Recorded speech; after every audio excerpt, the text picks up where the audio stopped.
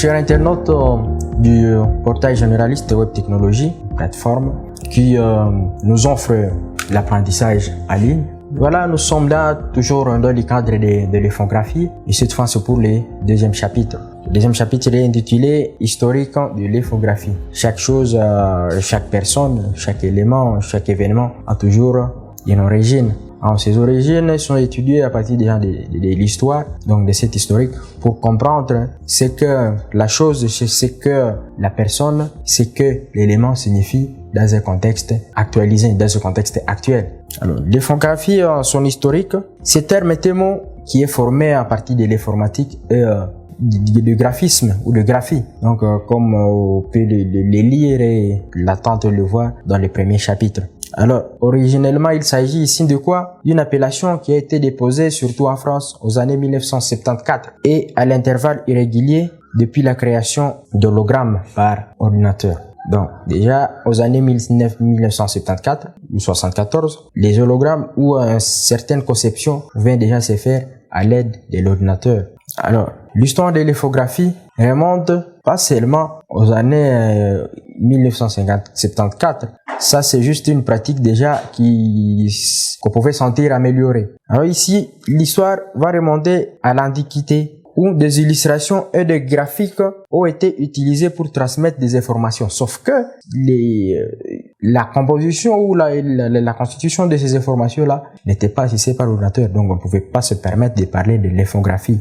Là, on se limitait tout simplement au graphisme. Alors, l'utilisation de l'infographie telle que nous la connaissons aujourd'hui a commencé presque au 18e, 19e siècle. Là-bas, l'infographie pouvait déjà prendre sa forme ou sa squelette qui a maintenant transformé ou qui a évolué jusqu'à donner l'infographie que nous connaissons aujourd'hui. Alors, à cette époque, les cartographes commençaient déjà à utiliser des représentations graphiques pour représenter un point, une ville, un pays ou une région. Donc tout ça, c'était pour obtenir des données géographiques.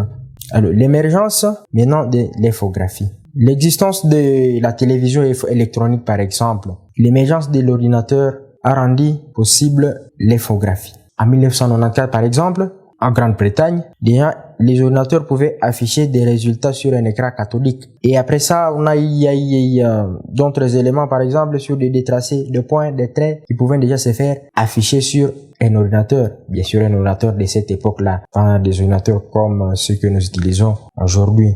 Pour arriver à la couleur, par exemple, d'abord un petit nombre, on est passé de 8 à 16. Nombre de couleurs. Là, nous avons dit que l'infographie est liée aux arts graphiques. Et dans d'autres cours des arts graphiques, tous ces éléments-là sont interprétés et expliqués, même en art graphique comme cours, parce que si les arts graphiques, c'est un cours qui utilise les arts graphiques au pluriel comme ça. Et dans ce cours-là, on comprend maintenant mieux tous ces éléments de codage qui dans ce cours ici, dans cette formation un peu rapide, parce que nous faisons l'infographie juste générale adaptée presque à tout le monde. On ne va pas rentrer vraiment dans les détails et peu approfondis. Alors, au plan informatique, on a écrit d'abord des programmes dont la structure était celle du dessin. Et chaque figure de base était tracée par un sous-programme. Alors, un sous-programme qui pouvait par exemple modifier un dessin, supposer aussi d'autres modifications de programmation ou du programme. Alors, à l'approche des objets, par exemple, la structure du dessin devenait une structure de données. Cette structure de données interprétée par des objets utilitaires.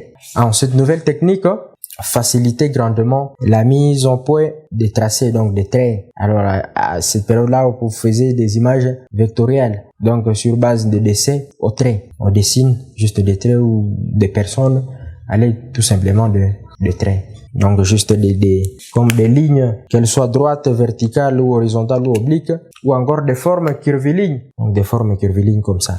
Alors, les applications pouvaient déjà devenir de plus en plus variées et ambitieuses. Par exemple, avec des logiciels industriels comme Cassia. Alors, ces logiciels, c'était pour produire des dessins animés, donc des réalités virtuelles. Alors, dans la situation de compréhension, ce terme infographie Originalement, dès les années 1978, le laboratoire de physique appliquée de l'université Johns Hopkins. Ce laboratoire a diffusé un cours qui sera traduit un peu plus tard par un certain David Rogers, et le cours c'est Mathematical Elements for Computer Graphics. Le cours sera maintenant publié comme par exemple ce cours ici que nous sommes en train de faire il sera maintenant aussi publié par les laboratoires de physique appliquée de l'université évoquée, que nous avons évoqué précédemment. Alors, il devient dès lors une discipline majeure tant dans les décès au trait. Alors, c'est là maintenant que les jeux vidéo, les effets filmiques vont intervenir, et ainsi que donc toute autre discipline scientifique, qu'elle soit mathématique, aéronautique, mécanique ou tout autre domaine de conception générale, va maintenant intégrer l'infographie dans son apprentissage. Alors, l'infographie originelle s'attache davantage aux techniques de traitement d'images. Il s'attachait à cette époque-là, à cette période, ou même d'une manière générale à la technique de traitement d'images qu'à la sémiologie graphique. Donc, il suffit seulement de traiter les images, de les composer et de les placer sur le support quelque part, sans maintenant se soucier de son aspect communicationnel, donc de ce que ces signes, parce que sont utilisés comme des signes, tous ces éléments-là de composition, et ces signes graphiques, bien entendu, ont une signification symbolique. Alors, l'infographie originelle qui va davantage s'attacher ces éléments aux techniques de traitement d'image qu'à la sémiologie graphique. Alors, vous comprenez que c'est déjà cette sorte de barrière-là qui va maintenant se créer, ou dans lesquelles, dans une représentation où chacun va prendre juste sa spécificité. Lui, il est artiste, il va seulement s'intéresser à l'infographie comme art. Bon, il est scientifique, il va s'intéresser à ça juste comme science, et il va faire juste des apprentissages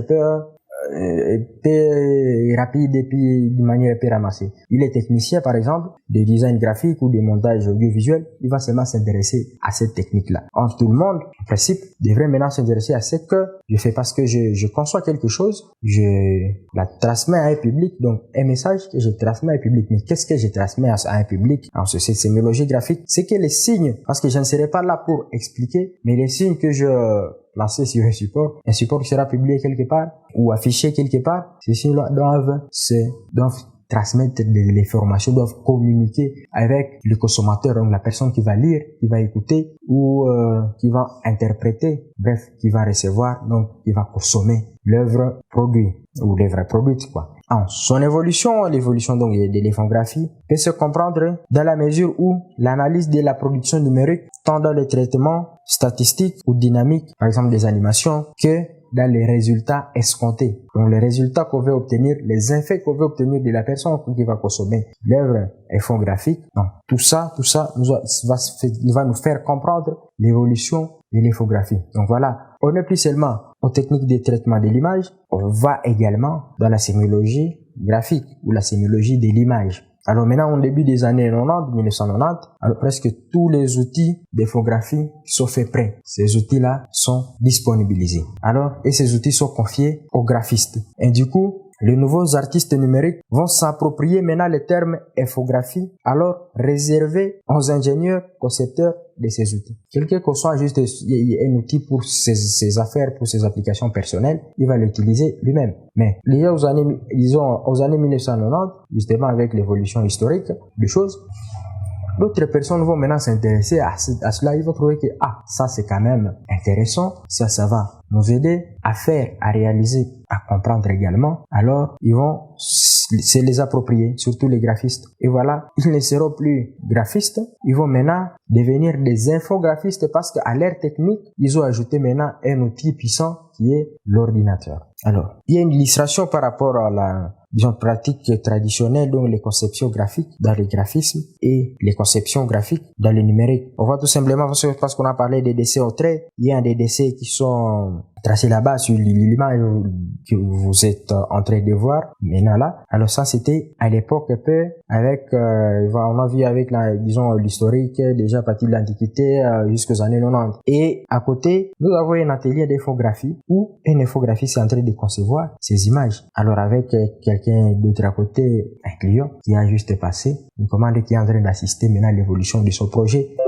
Et les projets graphiques d'abord, ils commencent par les clients et finissent par les clients. Alors, une fois il a déposé sa commande là-bas, et les concepteurs conçoivent ou réalisent, parce qu'on dit que la conception c'est dans la tête, alors il va réaliser avec les outils et cet outil surtout à l'aide de l'ordinateur. Et voilà, donc on peut comprendre à partir justement de ces illustrations-là la différence entre ces conceptions qui se faisaient à une époque donnée et d'autres conceptions qui vont se faire maintenant aujourd'hui. Alors, si la puissance matérielle et informatique sur laquelle les premières images ont été conçues, donc il y a les années 1990, ne pouvait pas permettre le photoréalisme, alors la grande tendance des années 80 jusqu'à 90 a été d'approcher puis d'atteindre un certain photoréalisme. Donc, c'est rapprocher de quoi? De l'idéal réaliste. Quelque chose d'idéal, mais qui est, bon, peut-être vrai, qui représente donc la représentation, en fait, de la réalité. C'est représenté de manière idéale, mais quand même, on sent que c'est une réalité qui est représentée. Alors, celui-ci,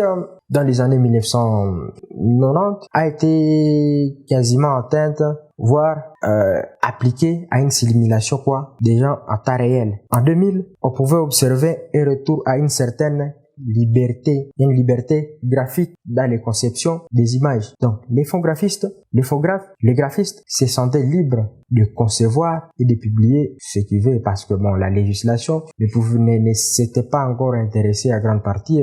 Il n'était pas déjà encore un domaine épais intégré directement à la culture et aux arts. Donc, c'était juste un domaine épais à gestation. Et plus vite là, maintenant, la législation va maintenant s'intégrer dedans parce que c'est déjà dans le domaine de l'information. Et bien qu'on est quand même libre, qu'on a droit, qu'on a cette liberté d'information, donc de former et de recevoir les formations, mais il y a quand même certaines limites à ne pas franchir. Donc voilà, on a observé une certaine liberté des conceptions, donc des conceptions graphiques des images à partir des années 2000. Et depuis, les logiciels ont changé qui permettent une créativité beaucoup plus large. Donc les logiciels vont changer également sur base alors de la version, une même application va seulement se développer à partir d'une version à une autre et évoluer ainsi de suite jusqu'à nos jours. Alors, l'infographie moderne, telle que nous pouvons maintenant la retenir, qui a été popularisée dans les années 1970, cette infographie-là, cette appellation comme ça, a été popularisée par une publication du National Graphic et le New York Times. C'est des revues de médias ont utilisé des diagrammes et des cartes pour présenter les formations complexes de manière visuellement attrayante. En 1990, ils vont utiliser maintenant les cartes graphiques pour la toute première fois de manière attrayante et visible. Donc, cette infographie, telle qu'il a été retracé, ses origines remontées ou les situer déjà à partir de l'Antiquité et évoluer jusqu'à nos jours, il sera maintenant comprise comme un domaine intéressant à partir de la publication de ces deux revues-là, de ces deux médias, New York Times et National Graphic, qui sont des médias des États-Unis. Et voilà un peu l'historique, plus ou moins synthèse de l'infographie. C'est vrai, il y a d'autres informations complémentaires qui illustrent de manière un peu claire et large, surtout large, mais nous allons arrêter cette compréhension, cette historique-là par là, et merci beaucoup à vous de l'avoir suivi.